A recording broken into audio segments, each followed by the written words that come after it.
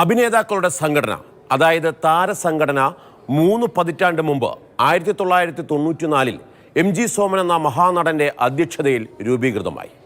Super സ്റ്റാറുകളായ Mammootty, മോഹൻലാലും ഉപാധ്യക്ഷന്മാർ, TP മാധവനും Venu നാഗവള്ളിയും സെക്രട്ടറിമാർ, Jagdish treasurer, ഒപ്പം മുരളിയും സുകുമാരിയും സുരേഷ് ഗോപിയും ബാലചന്ദ്രമേനോനും ശ്രീനിവാസനും ഒക്കെ നിറഞ്ഞ എക്സിക്യൂട്ടീവ്. താരങ്ങളുടെ വെൽഫെയർ മാത്രമായിരുന്നു സംഘടനയുടെ ലക്ഷ്യം. സംഘടിതരായ താരങ്ങൾ, ഒപ്പം അസംഘടിതരും അതൃപ്തരുമായ മറ്റൊരു വിഭാഗവും നിറഞ്ഞ മലയാള സിനിമാ ലോകത്തിൻ്റെ വെള്ളിത്തിരയ്ക്ക് പിന്നിലെ കഥ അവിടെ തുടങ്ങുന്നു. മലയാള സിനിമയിൽ നടികൾ തൊഴിൽ വിവേചനം നേരിട്ടു. പുരുഷ മേധാവിത്വത്തിൽ വേതന വ്യതിയാനം മാത്രമായിരുന്നില്ല അവരുടെ പ്രശ്നം. അടിസ്ഥാന തൊഴിൽ സൗകര്യങ്ങൾ നിഷേധിക്കപ്പെട്ടതിനൊപ്പം സ്ത്രീ സുരക്ഷയും ഒരു വലിയ പ്രശ്നമായി. 2017 പ്രമുഖ നടിക്കെതിരെ അക്രമമുണ്ടായതിനെ തുടർന്നാണ് WCC അഥവാ വിമൻസ് കളക്റ്റീവ് ഇൻ സിനിമ എന്ന സംഘടനയ്ക്ക് നടിമാർ രൂപം കൊടുക്കുന്നത്. അവരുടെ പോരാട്ടത്തിലൂടെ സിനിമാ മേഖലയിലെ സ്ത്രീ സുരക്ഷയെക്കുറിച്ച് പഠിക്കാൻ ഹേമ കമ്മിറ്റി രൂപീകൃതമായി. ആ കമ്മിറ്റി 2019 റിപ്പോർട്ട് നൽകിയെങ്കിലും പുറത്തു വന്നില്ല. തുടർന്ന് 2024 ഫെബ്രുവരിയിൽ മാധ്യമപ്രവർത്തകർ വിവരാവകാശത്തിലൂടെ റിപ്പോർട്ട് ആവശ്യപ്പെട്ടു. 6 മാസം നീണ്ട നിയമ പോരാട്ടത്തിനൊടുവിൽ കോടതി ഉത്തരവിലൂടെ ഗത്യന്തരമില്ലാതെ സർക്കാർ 296 പേജുള്ള റിപ്പോർട്ടിന്റെ 233 പേജ് പുറത്തുവിട്ടു. അതിൽ 48-ാം പേജിലെ 96-ാം ഖണ്ഡികയിൽ സിനിമാ മേഖലയിലെ സ്ത്രീ ചൂഷണത്തെക്കുറിച്ച് ഹേമ കമ്മിറ്റി റിപ്പോർട്ട് പരാമർശിച്ചതോടെ മലയാള സിനിമാ ലോകം ഒന്ന് കിടുങ്ങി. ഉത്തരവാദിത്തപ്പെട്ട സംഘടന കാര്യങ്ങൾ പഠിച്ചിട്ട് പറയാമെന്ന് സെക്രട്ടറി സിദ്ദിഖ്. അതിന് റിപ്പോർട്ടിൻ്റെ ഒരു വിശദാംശങ്ങൾ അറിഞ്ഞെങ്കിൽ മാത്രമേ, റിപ്പോർട്ട് എന്താണെന്ന് പഠിച്ചെങ്കിൽ മാത്രമേ നമ്മൾ പറയാൻ പാടുള്ളൂ. കാരണം ഇത് വളരെ സെൻസിറ്റീവായ ഒരു കാര്യമാണ്. റിപ്പോർട്ടിന്റെ കോപ്പി പുറത്തു വന്നതിൽ ചെറിയ അതൃപ്തിയോടെ രഞ്ജിനി. അത് ഞാൻ വെൽക്കം ചെയ്യുന്നു. നിങ്ങൾ നമ്മളുടെ ഗവൺമെൻറ്, ബിക്കോസ് WCC കാരണം കൊണ്ടല്ലേ ഗവൺമെൻറ് ഇങ്ങനെ ഒരു ഹിയറിംഗ് വേണമെന്ന്, കമ്മിറ്റി വേണമെന്ന് കോൺസ്റ്റിറ്റ്യൂട്ട് ചെയ്തത്. So that is A very good thing. എന്നാൽ മലയാള സിനിമയിൽ ഹേമ കമ്മിറ്റിക്ക് പുറത്ത് മൊഴികളുണ്ടായി. വാർത്താ ചാനലുകൾക്ക് മുന്നിൽ തങ്ങൾക്ക് നേരിടേണ്ടി വന്ന തിക്ത അനുഭവങ്ങൾ വിവരിക്കപ്പെട്ടു. തിലകന്റെ മകൾ ഈ സ്റ്റുഡിയോയിലെത്തി തൻ്റെ ദുരനുഭവം വിവരിച്ചു. അതൊരു തുടക്കം മാത്രമായിരുന്നു. അമ്മ രൂപീകരിച്ച 16-ാം കൊല്ലം തനിക്ക് തൊഴിൽ നിഷേധിക്കുന്ന പവർ ഗ്രൂപ്പ് മലയാള സിനിമയിലുണ്ടെന്ന് തിലകൻ പറഞ്ഞു. ഫലമോ, തിലകൻ അമ്മയിൽ നിന്ന് പുറത്തായി. ആ സമയത്ത് തനിക്ക് നേരിട്ട ദുരിതമാണ് മകൾ വെളിപ്പെടുത്തിയത്. അച്ഛൻ തുടങ്ങി വെച്ചൊരു വിപ്ലവമായിരുന്നു അന്ന്. എല്ലാ വിപ്ലവങ്ങൾക്കും ഒരു തുടക്കമുണ്ടല്ലോ, അതുപോലെ ഇപ്പം അത് ആളി കത്തിക്കൊണ്ടിരിക്കുക. എന്തായാലും ഈ പറഞ്ഞ വ്യക്തികളുടെ പേര് വിവരങ്ങൾ പുറത്തു വിടണം തന്നെയാണ് എൻ്റെ അഭിപ്രായം.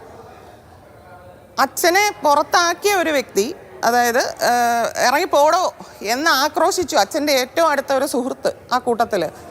അപ്പം ആ വ്യക്തി ആയുമായിട്ട് എനിക്കും പേഴ്സണലായിട്ടൊരു അനുഭവമുണ്ട്. അത് പറയുന്നതിലാണ് ഏറ്റവും ഇത്. അതായത് വളരെ ഷോർട്ട് പീരീഡ്, അതായത് 1-2 തവണ ഫോൺ വിളിച്ച ശേഷം ഇത് നേരിട്ട് കാണണം, ഇത് പറയണം മോളെ എന്ന് തന്നെ റെസ്പെക്റ്റോടു കൂടി തന്നെയാണ് സംസാരിച്ചത്. പക്ഷേ പിന്നീടുള്ള മെസ്സേജുകൾ അതിൽ നിന്ന് വ്യക്തമാകുന്നത് ഉദ്ദേശം വേറെയാണ് എന്നുള്ളതാണ്. ഇത്തരം വെളിപ്പെടുത്തലുകൾ ഉണ്ടായിട്ടും മിണ്ടാതിരുന്ന അമ്മ ഭാരവാഹികൾ 5 ദിവസത്തിന് ശേഷം പ്രതികരിച്ചു. അപ്പോഴേക്കും നിരവധി ആരോപണങ്ങൾ ഉയർന്നു വന്നിരുന്നു. ആത്മവിശ്വാസത്തോടെ സിദ്ദിഖിന്റെ മറുപടി. അപ്പം ഞങ്ങൾ എപ്പോഴും ഹേമ കമ്മിറ്റിയുടെ ആ റിപ്പോർട്ടിനോടൊപ്പം തന്നെയാണ് നിൽക്കുന്നത്. അതിലെ റെക്കമെൻഡേഷൻസ് നടപ്പാക്കണമെന്ന് തന്നെയാണ് ഞങ്ങളുടെയും ആവശ്യം. അല്ലാതെ ഒരിക്കലും ഹേമ കമ്മിറ്റി അമ്മയ്ക്കെതിരായിട്ടോ അല്ലെങ്കിൽ അമ്മ ഹേമ കമ്മിറ്റി റിപ്പോർട്ടിനെതിരായിട്ടോ അല്ല. പക്ഷെ മാധ്യമങ്ങൾ ഞങ്ങളൊരു പ്രതിസ്ഥാനത്ത് നിർത്തിയിട്ടുള്ളൊരു ചിത്രീകരിക്കുന്നത് കാണുമ്പോൾ അതിയായ ദുഃഖം തോന്നുന്നുണ്ട്. ഈ റിപ്പോർട്ടിൽ പറഞ്ഞിട്ടുള്ള പല നിർദ്ദേശങ്ങൾക്കും ഞങ്ങൾക്ക് തന്നെയാണ് ഗുണകരമാകുന്നത്. പിന്നെ അതിനകത്ത് ഒറ്റപ്പെട്ട സംഭവങ്ങളെപ്പറ്റി പലതും പറഞ്ഞിട്ടുണ്ട്. അതൊരു കുറ്റകൃത്യം നടന്നിട്ടുണ്ടെങ്കിൽ, അതല്ലെങ്കിൽ ആരാണ് അതിനു വേണ്ടി അങ്ങനെയുള്ളൊരു കുറ്റകൃത്യം നടക്കുന്നത്, എവിടെ വെച്ചാണ്, ആർക്കാണ് അത്തരം അനുഭവങ്ങൾ നേരിട്ടിട്ടുള്ളത് എന്ന് പറഞ്ഞാൽ തീർച്ചയായിട്ടും അത് പോലീസ് കേസെടുത്ത് അന്വേഷിക്കണം, അങ്ങനെയുള്ള ആളുകളെ ശിക്ഷിക്കണം എന്ന് തന്നെയാണ് ഞങ്ങളും ആവശ്യപ്പെടുന്നത്. സിനിമാ ലൊക്കേഷനിലെ വാതിലിൽ മുട്ടുന്നവരെ കുറിച്ച് അറിയില്ലെന്ന് നടി ജോമോൾ. ഞാൻ എത്ര കാലമായി സിനിമയിലുണ്ടെന്നുള്ളത് എല്ലാവർക്കും അറിയാവുന്നതാണ്. ഇന്നേ വരെ എനിക്ക് എൻ്റെ അനുഭവം വെച്ച് പറഞ്ഞാൽ ഒരാൾ പോലും മോശമായിട്ട് സംസാരിക്കുകയോ നിങ്ങൾ പറയുന്ന പോലെ ഈ കഥകൾ വന്ന് തട്ടുകയോ അല്ലെങ്കിൽ കൂടെ സഹകരിച്ചാൽ മാത്രമേ സിനിമയിൽ അഭിനയിക്കാൻ ചാൻസ് തരുള്ളൂ എന്നൊന്നും പറഞ്ഞിട്ട്. അതേസമയം അമ്മ പ്രതികരിക്കാൻ വൈകിയെന്ന് വൈസ് പ്രസിഡന്റ് ജയൻ ചേർത്തല.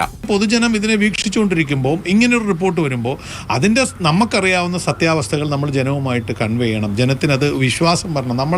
കാരണം നമ്മുടെ കൂട്ടത്തിൽ അമ്മയെന്ന് പറയുമ്പോൾ അതിനകത്ത് സൂപ്പർ സ്റ്റാറുകൾ തൊട്ട് ചെറിയ താരങ്ങൾ വരെയുണ്ട്. അപ്പോൾ അങ്ങനെ ചെറിയ ആർട്ടിസ്റ്റുകൾ വരെയുണ്ട്. അപ്പോൾ അങ്ങനെയുള്ള ആൾക്കാരെ നമ്മൾ ഒരാളെയും, അതിന് എത്ര ഉന്നതനാകട്ടെ, ഇതിൻ്റെ നമ്പർ 1 ആയിട്ട് നിൽക്കുന്ന ആളായപ്പോലും തെറ്റുകാരനാണെന്ന് കണ്ടെത്തിയാൽ ഉറപ്പായിട്ടും അമ്മ അതിനെ ഒഴിവാക്കണം, അത് പ്രതികരിക്കണം എന്ന് പറഞ്ഞ ആദ്യത്തെ ആളുടെ കൂട്ടത്തിൽ. അതിലേറെ ശക്തമായിരുന്നു ജഗദീഷിന്റെ പ്രതികരണം. പൊതുസമൂഹത്തോട് സംഘടനയ്ക്ക് വേണ്ടി മാപ്പ് പറഞ്ഞ ജഗദീഷ് ഒപ്പം നേതൃത്വത്തെയും വിമർശിച്ചു. ആദ്യമായി ഈ ഹേമ കമ്മിറ്റി റിപ്പോർട്ടിനെ കുറിച്ചുള്ള പ്രതികരണം വൈകിയതിന് ഞാൻ പൊതുസമൂഹത്തോട് ക്ഷമ ചോദിക്കുകയാണ്. കാരണം വളരെ പെട്ടെന്ന് തന്നെ പ്രതികരിക്കേണ്ടതായിരുന്നു. അതിന് കാരണം എന്തായാലും അമ്മയുടെ ഭാഗത്തു നിന്നും ഒരു വീഴ്ച പറ്റിയിട്ടുണ്ട്. ഹേമ കമ്മിറ്റി റിപ്പോർട്ടിലെ നിർദ്ദേശങ്ങൾ സ്വാഗതം ചെയ്യുന്നു. 1. 2, ഹേമ കമ്മിറ്റി ഫൈൻഡിങ്സ് അതിനി വ്യക്തിപരമായി പേരെടുത്ത് പറഞ്ഞിട്ടുണ്ടെങ്കിലും ഇല്ലെങ്കിലും അതിനെക്കുറിച്ചെല്ലാം തന്നെ സമഗ്രമായ അന്വേഷണം നടത്തേണ്ടതാണ്. അതിൽ നിന്നും അമ്മയ്ക്കോ പ്രൊഡ്യൂസേഴ്സ് അസോസിയേഷനോ ചേംബറിനോ ഒഴിഞ്ഞു മാറാൻ കഴിയില്ല. ഇത് ഒറ്റപ്പെട്ട സംഭവമാണെന്ന് പറഞ്ഞ് ഒഴിഞ്ഞു മാറുന്നത് ശരിയല്ല എന്നാണ് എൻ്റെ പക്ഷം. അമ്മയുടെ പക്ഷവും അത് തന്നെയാണ്. അമ്മ എന്ന സംഘടനയും വാദിക്കുന്നത് അത് തന്നെയാണ്. ഇത് ഒറ്റപ്പെട്ട സംഭവമാണെന്ന് പറഞ്ഞ് മാറ്റി നിർത്തുന്നത് ശരിയല്ല. മറിച്ച് ഈ ഒറ്റപ്പെട്ട സംഭവങ്ങൾ പോലും അത് അന്വേഷണത്തിൻ്റെ പരിധിയിൽ കൊണ്ടുവന്ന് ഇതിൽ കുറ്റക്കാരെ അവരെ മാതൃകാപരമായി ശിക്ഷിക്കണം എന്നാണ് എൻ്റെ വ്യക്തമായ അഭിപ്രായം. വീണ്ടും മൊഴി കൊടുക്കണമെന്ന് പറയുന്നത് അവരെ വേദനിപ്പിക്കുന്നതിന് തുല്യമാണ്. മൊഴി കൊടുത്തിട്ടുണ്ട്, അവർ ആ മൊഴിയിൽ ഉറച്ചു നിൽക്കുന്നു. ആ മൊഴി മാറ്റി പറയാൻ അവർ സന്നദ്ധരല്ലെങ്കിൽ നിയമ നടപടികളുമായിട്ട് മുന്നോട്ട് പോകണം. അമ്മയിൽ അല്ലെങ്കിൽ ഇൻഡസ്ട്രിയിൽ, മലയാളം സിനിമാ വ്യവസായത്തിൽ ഇങ്ങനെയൊക്കെ നടക്കുന്നുണ്ടെന്ന് പറയുമ്പോൾ അത് എല്ലായിടത്തും നടക്കുന്നില്ലേ എന്ന ചോദ്യം അത് പരിഷ്കൃത സമൂഹത്തിന് ചേർന്നതല്ല. 5 കൊല്ലം മുമ്പ് നടന്നാലും 10 കൊല്ലം മുമ്പ് നടന്നിരുന്നാലും അട്രോസിറ്റീസ്, ലൈംഗികമായ ചൂഷണം അതൊരിക്കലും സ്വാഗതം ചെയ്യപ്പെടേണ്ട ഒരു കാര്യമല്ല. അതിന് നിയമ നടപടികൾ വരണം. സിനിമയിൽ എക്സ്പ്ലോയിറ്റേഷൻ ഉണ്ടാകാതെ ഇത് ഭാവനയിൽ വിരിഞ്ഞ കാര്യമായിട്ട് ആൾക്കാർ പരാതി പറയുമോ? എക്സ്പ്ലോയിറ്റേഷൻ നേരിട്ടവർ തന്നെ ആയിരിക്കണം പരാതി ബോധിപ്പിച്ചിട്ടുള്ളവർ. ആ എക്സ്പ്ലോയിറ്റേഷൻ പറഞ്ഞ് പരാതി രേഖപ്പെടുത്തുമ്പോൾ അതൊന്നും നടക്കുന്നില്ല, അങ്ങനെയൊന്നും നടന്നിട്ടില്ല എന്ന് പറയാൻ നമ്മളാരാണ്? ഒരു സംഭവമാണെങ്കിൽ പോലും അതിനെതിരെ നടപടി വേണമെന്ന പക്ഷക്കാരനാണ് ഞാൻ. ഈ സാധാരണ രാഷ്ട്രീയത്തിൽ എന്ത് നടക്കുമ്പോഴും, ഒരു അക്രമം നടക്കുമ്പോൾ ഭരണപക്ഷം പറയും അത് ഒറ്റപ്പെട്ട സംഭവമാണെന്ന്, പ്രതിപക്ഷം പറയും ഒറ്റപ്പെട്ട സംഭവമല്ല, അത് ഇന്ന രീതിയിലാണെന്ന്. അത് മാറി മാറി വരുന്ന രാഷ്ട്രീയം. ആ രാഷ്ട്രീയം ഇതിനകത്തില്ല. ഇതിനകത്ത് ഒറ്റപ്പെട്ട സംഭവമാണെങ്കിലും അത് 50 പേർക്ക് പരാതിയുള്ളെങ്കിലും 70 പേർക്ക് പരാതിയുള്ളെങ്കിലും 5 പേർക്ക് മാത്രമേ പരാതി ഉള്ളൂ എങ്കിൽ പോലും അത് അന്വേഷിക്കപ്പെടേണ്ടതാണ്. അതിൽ പുകമറ സൃഷ്ടിക്കാൻ പാടില്ല. എക്സിക്യൂട്ടീവ് അംഗം അൻസിബ ഹസൻ പരാതികളിലെ തന്റെ ആശങ്ക മറച്ചുവെച്ചില്ല. വേട്ടക്കാരുടെ പേരുകൾ, അവർക്കെതിരെ വ്യക്തമായിട്ടുള്ള രേഖകളും തെളിവുകളും ഉണ്ട് എന്നുണ്ടെങ്കിൽ ആ വേട്ടക്കാരുടെ പേരുകൾ പ്രസിദ്ധീകരിക്കുന്നതിന് എന്താണ് തെറ്റ് എന്നാണ് ഞാൻ ആലോചിക്കുന്നത്. ഇപ്പോൾ നമുക്ക് ആരെങ്കിലും കുറിച്ച് ഇല്ലാത്തത് വേണമെങ്കിൽ പറയാം, അത് പക്ഷേ നമുക്ക് പ്രൂവ് ചെയ്യാൻ പറ്റണം. പക്ഷേ പ്രൂവ് ചെയ്യാൻ പറ്റുന്ന രേഖകളുള്ള കാര്യങ്ങളാണ് എന്നുണ്ടെങ്കിൽ തീർച്ചയായിട്ടും അവരുടെ പേരുകൾ പുറത്തു വിടുക തന്നെ വേണം. കാരണം എല്ലാ ആണുങ്ങളും മോശക്കാരാണ് എന്നുള്ള ഒരു ചിന്ത ഉണ്ടാവാൻ പാടില്ല. ഇപ്പോൾ നമ്മുടെ സൊസൈറ്റിയിൽ ഒരുപാട് നെഗറ്റീവായിട്ടുള്ള കാര്യങ്ങൾ ചെയ്യുന്ന ആളുകളുണ്ട്. അതുകൊണ്ട് നമ്മുടെ സൊസൈറ്റി ഒരിക്കലും മോശപ്പെട്ട ഒരു സൊസൈറ്റി അല്ല. ഒരുപാട് ആളുകൾ നെഗറ്റീവ് കാര്യങ്ങൾ ചെയ്യുന്നുണ്ട്, ആളുകളെല്ലാം നെഗറ്റീവ് അല്ല. അപ്പോൾ അതുകൊണ്ട് തന്നെ സിനിമയിലും ഒരുപാട് മോശം കാര്യങ്ങൾ നടക്കുന്നത് ഇപ്പോൾ നമ്മൾ ശ്രദ്ധയിൽപ്പെട്ടിരിക്കുകയാണ് എന്ന് കരുതി സിനിമയിലുള്ള എല്ലാവരും മോശക്കാരല്ല. അപ്പോൾ ഇതിനെതിരെ നമ്മൾ എന്താണോ ഇപ്പോൾ ചെയ്യേണ്ടത് ആ കാര്യങ്ങൾ തീർച്ചയായിട്ടും എടുക്കുകയും വേണം. ഇതിനെതിരെയുള്ള ഒരു എന്താണോ ഇപ്പോൾ നമ്മൾ ചെയ്യേണ്ട പ്രധാനപ്പെട്ട കാര്യങ്ങൾ അത് ഗവൺമെന്റ് തീരുമാനിച്ച് ചെയ്യുകയും വേണം. ചലച്ചിത്ര അക്കാദമി ചെയർമാൻ രഞ്ജിത്തിനെതിരെ ബംഗാളി അഭിനേത്രിയുടെ ആരോപണം വന്നു. രഞ്ജിത്ത് അത് നിഷേധിച്ചെങ്കിലും കാര്യമുണ്ടായില്ല. സാക്ഷിയായി മറ്റൊരു സംവിധായകൻ ആ നടിയെ പിന്തുണച്ചതോടെ രഞ്ജിത്ത് പ്രതിസന്ധിയിലായി. മഹാസംവിധായകനും നടനുമാണ് രഞ്ജിത്ത് എന്ന് പറഞ്ഞ് കവചം തീർക്കാൻ സാംസ്കാരിക മന്ത്രി സജി ചെറിയാൻ ശ്രമിച്ചെങ്കിലും പാർട്ടി കൈവിട്ടു. രഞ്ജിത്ത് രാജി ഉറപ്പിച്ചെങ്കിലും ആദ്യ രാജി സിദ്ദിഖിന്റെയായിരുന്നു. സിദ്ദിഖ് പീഡിപ്പിച്ചുവെന്നും പരാതി അമ്മ എന്ന സംഘടനയ്ക്ക് നൽകിയിട്ടും പരിഹാരമുണ്ടായില്ലെന്നും ആരോപണം. ഇതോടെ അമ്മ ഭാരവാഹിത്വം ഒഴിഞ്ഞു സിദ്ദിഖ്. ഇങ്ങനെ ഇത്രയും ആരോപണങ്ങൾ വന്നിരിക്കുന്ന സാഹചര്യത്തിൽ ഞാൻ ആ സംഘടനയുടെ ആ സ്ഥാനത്ത് തുടരാൻ ധാർമ്മികമായിട്ട് അത് ചെയ്യാൻ പാടില്ല എന്നുള്ളൊരു ഉത്തമ ബോധ്യം ഉള്ളതുകൊണ്ട് തന്നെ ഞാൻ സ്വമേധയാ ഇന്നിപ്പോ രാവിലെ പ്രസിഡന്റിനെ രാജി അറിയിക്കുകയാണ് ചെയ്തിട്ടുള്ളത്. ഇത് വളരെ ആലോചിച്ചെടുത്തൊരു തീരുമാനമാണോ? ഞാൻ ആലോചിച്ചൊട്ടൊക്കെ എടുത്ത തീരുമാനമാണ്. പക്ഷേ ബാക്കിയുള്ള എല്ലാവരോടും പറഞ്ഞപ്പോൾ അവരുടെ എല്ലാവരുടെയും സഹകരണത്തോടുകൂടി തന്നെ എടുത്തതാണ്. പിന്നാലെ രഞ്ജിത്തും ചെയർമാൻ സ്ഥാനം രാജിവെച്ചു.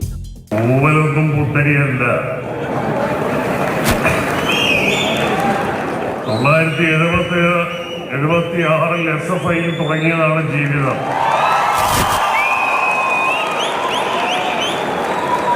അതുകൊണ്ട് അതൊന്നൊരു വിഷയമൊന്നുമല്ല, അതിനാരും ശ്രമിച്ച് പരാജയപ്പെടുകയും വേണ്ട. രഞ്ജിത്തിന്റെ ഈ ആത്മവിശ്വാസമൊന്നും സർക്കാർ തിരികെ നൽകിയില്ല.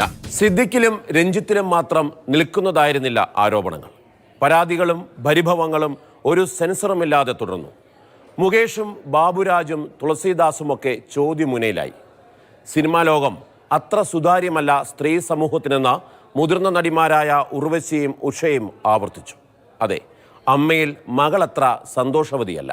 വേർതിരിവിന്റെ ഉള്ളൊഴുക്ക് ഇപ്പോഴും ഉണ്ടെന്ന് ഉർവശി. പിന്നെ ഒരാളിനെ നമുക്ക് താല്പര്യമില്ലെങ്കിൽ ഒതുക്കി നിർത്തുക എന്ന് പറയുന്നത് എല്ലാ മേഖലയിലും ഉള്ള പോലെ ഇവിടെയും അതിപ്പോ ഇല്ല എന്ന് പറഞ്ഞാൽ നമ്മളിപ്പം മദർ തെരേസ ആവാൻ പറ്റത്തില്ല.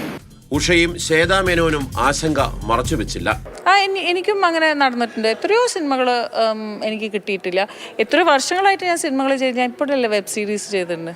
ഞാൻ എത്രയോ cinema, and I don't think so ഞാൻ വർക്ക് ചെയ്യില്ല. എനിക്ക് തോന്നുന്നു ഞാൻ തന്നെയാണ് പ്രസവം സമയത്തും പ്രസവിച്ചിട്ടും ഏറ്റവും ആദ്യം വർക്ക് ചെയ്യാൻ വന്ന ഒരു നടിയാണ്.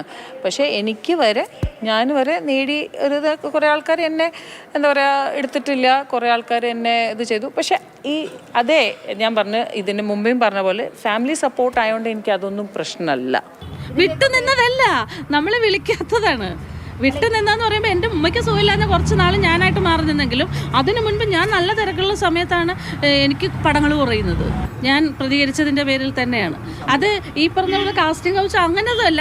അത് മാത്രമല്ലല്ലോ, നമ്മൾക്ക് ശരിയെന്ന് തോന്നുന്ന കാര്യം നമ്മൾ സംസാരിക്കുമ്പോൾ തന്നെ ഇവർക്കതൊന്നും ഇഷ്ടമല്ലല്ലോ.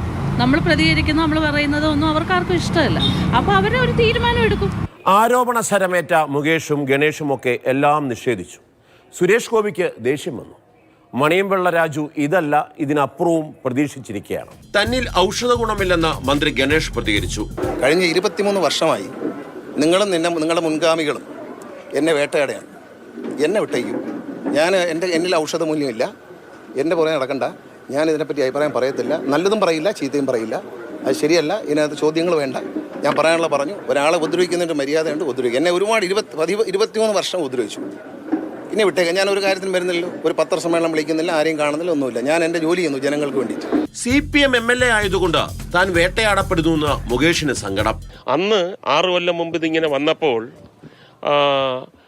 ഇവിടെ സ്ഥാനാർത്ഥി നിർണയം വരെ അടി നടന്നു പ്രതിപക്ഷത്ത്. ഓർമ്മയില്ലേ നിങ്ങൾക്ക്? ഇയാളിപ്പോൾ രാജിവെച്ചു, പോയി പിടിക്കപ്പെട്ടു, മറ്റേതാണ് മറിച്ചതാണെന്നൊക്കെ പറഞ്ഞിട്ട് 3 നേതാക്കന്മാർ ഞാനാണ് സ്ഥാനാർത്ഥി എന്ന് പറഞ്ഞിട്ട് നാണം കെട്ട എല്ലാം കഴിഞ്ഞില്ലേ? പിന്നല്ലാതെ CPM-ന്റെ MLA ആകുമ്പോഴത്തേക്ക് കയറി ഇറങ്ങി അങ്ങോട്ട് എന്തെങ്കിലും പറയാമല്ലോ എന്നുള്ളതാണ്. എനിക്ക് വേറൊന്നും പറയാനില്ല. എനിക്കിപ്പോഴും ഓർമ്മയില്ല. ആരോപണ ചുഴിയിലൊലിയുന്ന അമ്മ എന്ന സംഘടനയെ കുറിച്ച് ചോദിച്ചതിൽ സുരേഷ് ഗോപിക്കും ദേഷ്യം. എന്റെ വഴി എന്റെ അവകാശമാണ്. പ്ലീസ് മിനിസ്റ്റർ, ജനങ്ങൾക്ക് അറിയേണ്ട ചോദ്യങ്ങളാണ് ഞങ്ങൾ ചോദിക്കുന്നത്. യാതൊരു നിലപാട് ഒരു നിലപാട് താങ്കൾക്ക് പറയാനില്ലേ? എന്നാൽ പൃഥ്വിരാജ് ഹേമ കമ്മിറ്റി റിപ്പോർട്ട് മാത്രമല്ല, മലയാള സിനിമാ മേഖലയിലെ അധർമ്മങ്ങൾക്ക് അമ്മ മൗനം പാലിക്കരുതെന്ന് ആവർത്തിച്ചു. സ്ഥാനങ്ങളിൽ ഇരിക്കുന്ന ആൾക്കാർക്കെതിരെ ആരോപണങ്ങൾ ഉണ്ടാവുകയാണെങ്കിൽ അതിന്റെ മര്യാദപരമായ നടപടിക്രമം എന്ന് പറയുന്നത് ആ സ്ഥാനത്തിൽ നിന്ന് മാറി നിന്ന് അന്വേഷണം സ്വീകരിക്കുക എന്നുള്ളത് തന്നെയാണ്. അങ്ങനെ തന്നെ വേണം. കാരണം ഒരു സ്ഥാനത്തിരിക്കുമ്പോൾ, ഒരു പൊസിഷൻ ഓഫ് പവർ വീൽഡ് ചെയ്യുമ്പോൾ നമ്മളൊരു ഇൻവെസ്റ്റിഗേഷൻ നേരിടാൻ പാടില്ല എന്നാണ് ഞാനും വിശ്വസിക്കുന്നത്. ആരോപണങ്ങൾ ഉണ്ടാവുകയാണെങ്കിൽ അന്വേഷണങ്ങൾ ഉണ്ടാകണം. അന്വേഷണങ്ങൾ ഉണ്ടായി കുറ്റകൃത്യം തെളിയിക്കപ്പെടുകയാണെങ്കിൽ മാതൃകാപരമായ ശിക്ഷാ നടപടി ഉണ്ടാകണം. വീഴ്ച സംഭവിച്ചിട്ടുണ്ട് എന്നുള്ളതിൽ യാതൊരു സംശയവുമില്ല. പാർവതിക്ക് മുമ്പ് നിങ്ങൾക്ക് മുമ്പിലുള്ള ഉദാഹരണം ഞാനല്ലേ.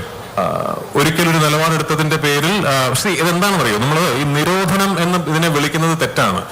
ബഹിഷ്കരണം എന്ന് പറയുന്ന ഓരോരുത്തരുടെയും പേഴ്സണൽ റൈറ്റ് ആണ്. നമുക്ക് എക്സസൈസ് ചെയ്യാൻ എല്ലാ അവകാശമുള്ള പേഴ്സണൽ റൈറ്റ് ആണ്. പക്ഷേ ഈ ബഹിഷ്കരണം എന്ന് പറയുന്നത് അതോറിറ്റേറിയൻ പൊസിഷൻസ് ഇരിക്കുന്ന ആൾക്കാരുടെ ഭാഗത്ത് നിന്ന് വരുമ്പോൾ അത് പലപ്പോഴും പ്രതിഫലിക്കുന്നത് നിരോധനമായിട്ടാണ്. അങ്ങനെ സംഭവിക്കുന്നുണ്ടെങ്കിൽ, ഇന്നും സംഘടിതമായ ഒരാളുടെ തൊഴിലവസരം നിഷേധിക്കപ്പെടുന്നുണ്ടെങ്കിൽ അതിനെ അഡ്രസ് ചെയ്ത് തന്നെ വേണം. അതിനെതിരെ നടപടികൾ ഉണ്ടാകണം. ഇതിനെയാണ് നിങ്ങൾ പവർ ഗ്രൂപ്പ് എന്ന് പറയുന്നതെങ്കിൽ ആ ഗ്രൂപ്പ് ഉണ്ടാകാൻ പാടില്ല മലയാള സിനിമയിൽ. അങ്ങനെ അത് സംഭവിച്ചു. യോഗം പോലും ചേരാൻ കഴിയാതെ ധാർമ്മികത ഉയർത്തി മോഹൻലാലിന്റെ രാജി. ഒപ്പം അമ്മയിലെ എല്ലാ ഭാരവാഹികളും രാജിവെച്ചു.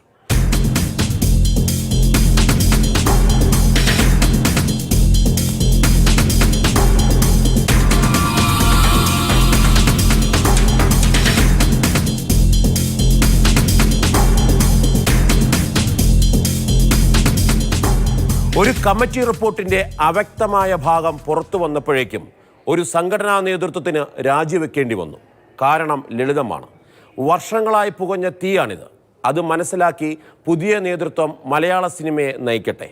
ഉച്ചനീചത്വങ്ങളും സ്വജനപക്ഷപാതവും അതിക്രമവും ഇല്ലാത്ത തൊഴിലിടം ഉറപ്പുവരുത്താനും പുതിയ നേതൃത്വത്തിന് കഴിയട്ടെ.